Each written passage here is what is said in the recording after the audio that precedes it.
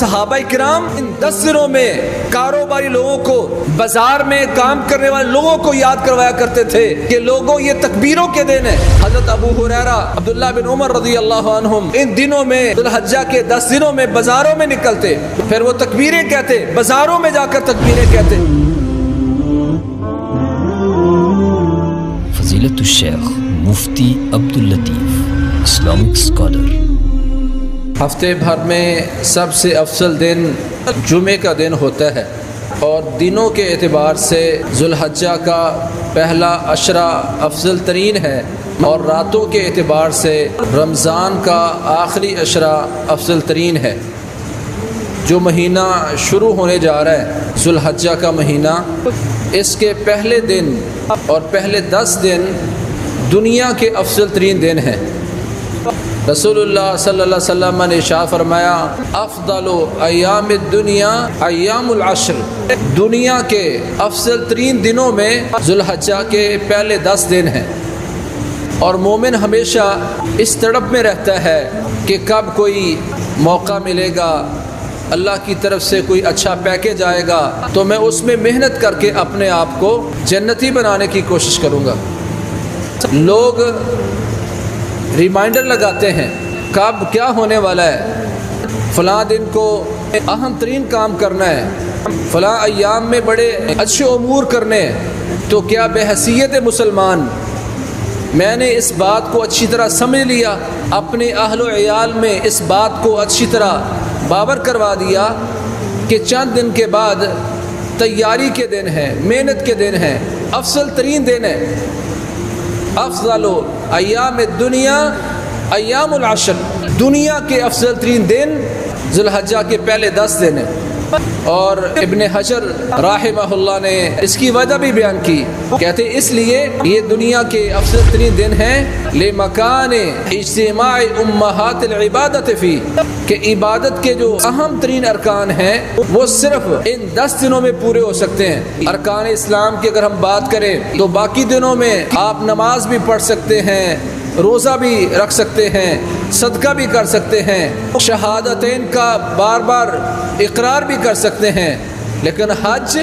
صرف ان دنوں میں ہی ہو سکتا ہے۔ یعنی ارکان اسلام صرف ان 10 دنوں میں جمع ہوتے ہیں۔ اس لیے اللہ کریم نے ان ایام کو دنیا کے افضل ترین ایام قرار دیا ہے۔ اور ہمارے اسلاف ان 10 دنوں میں خوب محنت کرتے تھے۔ سعید بن جبیر رحمہ اللہ کے بارے میں آتا ہے کہ ان 10 دنوں میں کانا یجتہد اجتہادا کثیرا لا یکاد ان یدرکا، کہ وہ ان 10 دنوں میں اتنی محنت کرتے تھے، اتنی زیادہ کوشش کرتے تھے کہ کوئی بندہ بھاگ کر ان کو پکڑنا بھی چاہتا، ان کا مقابلہ کرنا چاہتا تو کبھی ان کا کوئی مقابلہ نہ کر پاتا۔ اور وہ اپنے گھر والوں کو کہا کرتے تھے لا تطفئوا سروجکم فی لیالی العشر، کہ ان 10 دنوں میں تم اپنا دیا نہ بجھنے دینا، کثرت سے اس میں عبادت کرنا، کیونکہ یہ دنیا کی افضل ترین دن ہے۔ رسول اللہ صلی اللہ علیہ وسلم نے ارشاد فرمایا، ما من ایام العمل الصالح فیہن ولا احب الی اللہ من هذه الايام العشر، کوئی عمل ایسا نہیں ہے جو اللہ کے ہاں ان 10 دنوں کے عمل کا مقابلہ کرتا ہو۔ اگر ہم ساری روایات جمع کریں تو پیارے پیغمبر نے ان دنوں کے بارے میں جو الفاظ بیان کیے ہیں وہ احب، اعظم، ازکا، ارجا، یہ الفاظ رسول اللہ صلی اللہ علیہ وسلم نے ان دنوں کے عمل کے بارے میں استعمال فرمائے ہیں کہ عظیم ترین عمل ان دنوں کا عمل ہے، پاکیزہ ترین عمل ان دنوں کا عمل ہے، محبوب ترین عمل ان دنوں کا عمل ہے، اور جس کی سب سے زیادہ امید ہے بخشش کی، عمل کی، ثواب کی، وہ ان دنوں کے کیے گئے اعمال ہیں۔